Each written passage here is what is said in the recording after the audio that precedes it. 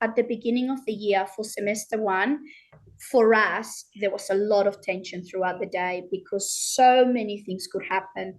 So there were kids really hurting each other. There were meltdowns, but this is multiple things happening in just one day. We had a class with so many needs, whether there were emotional needs, whether there were learning needs. So we as teachers, we're constantly looking out and making sure that we could stop things in time, and it was just constant, and we were completely drained. By the end of the day we would just go, wow, like we survived that day. And then now I said to her, I think this is working for the class because we can actually sit with them and enjoy their company and build those relationships. But also in what I'm now seeing in their learning, it's like they have finally this term, because I've been so consistent using it every day. It's like they finally have put everything I have taught them together. Like at the beginning, I thought, oh, maybe they didn't really care. Well, have they learned? And now, like, they're writing 2-3 pages, and even the children who the weakest, they still going for a whole page.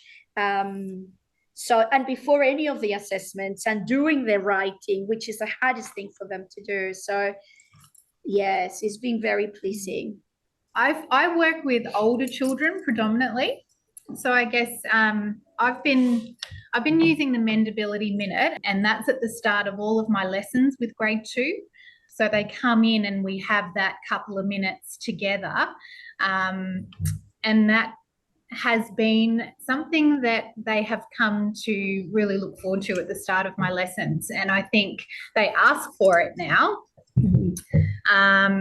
And I do find in particular, there's one boy that I work with who is quite emotionally dysregulated, really struggles to keep his focus and to keep a lid on his emotions, which can really impact his learning. For me, seeing the transformation in his ability to focus and just be really just calm and peaceful, I just can see the change in his body. Like it just comes over his body after that couple of minutes together. It's just made such a difference to how much he can get out of the lesson. So that's been really exciting for me to see that. On the way, when I go and pick them up, they'll always say, are we starting with the calming things? Yeah. Even my most inattentive boys who learn, they just want to play. They are the boys who ask for it the most. I have a student who has been diagnosed with generalized anxiety disorder, and also ADHD. So she's very highly strung, can get quite, she really struggles to focus and to sit. She's always up and bouncing around. And Mrs. Yanu, I can feel my body after I do this, like this is my favorite, because I just feel so, she described it as sleepy. I just feel so sleepy and so calm, and I just feel so good. Yeah, I can see just such value. I had 2 of my students who go out with Debbie, who couldn't remember Q, X, Y. They were having issues with the names of those letters and with Q with the sound. So I said, Debbie, they know everything else except those 3. So there she got everything ready. I would pass them around and I'd go, now this is the queen cakes, and they'd smell the cakes, and this is her crown, and so we'd pass it around, and so then we'd look at the pictures, we'd talk about them, and then I'd say, now this is what feels like. And so they would do it, and it's made a lot of difference. And my little ones learned the names, so it did work. So I was able to tick them off, saying they know everything: name, sound, and can give me a word with those tricky ones.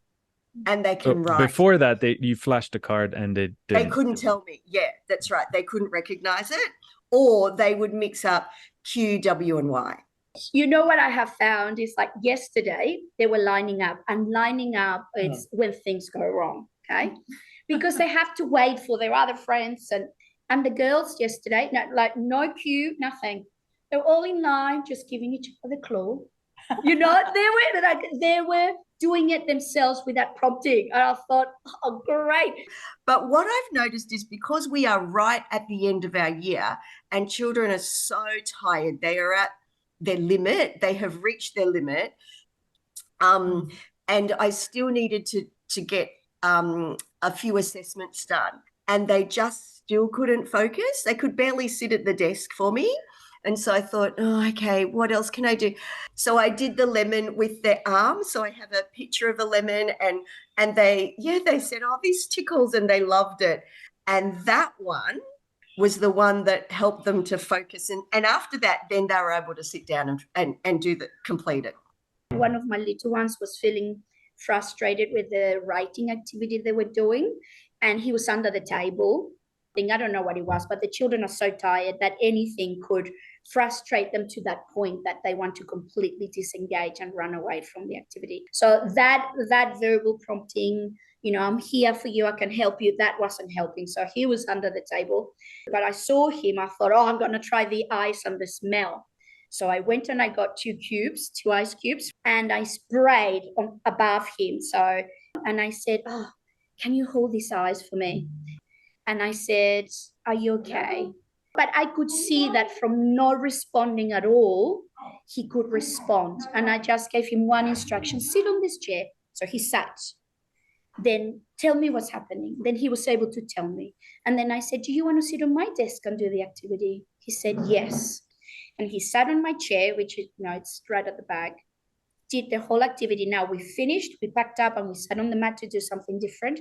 But he was so engaged that he said he wanted to keep going. He persevered, he finished it, and he did it really well. He was there for about 40 minutes solid. When I initially started it, I thought, this takes time. But then I think, you know what? If I take time to do this, the sensory activities, the mendability, and it leaves me with 30 minutes of a lesson, it's still better 30 minutes teaching than if I had the whole 50 minutes teaching. Is far more effective. Far Absolutely. more effective. Yeah.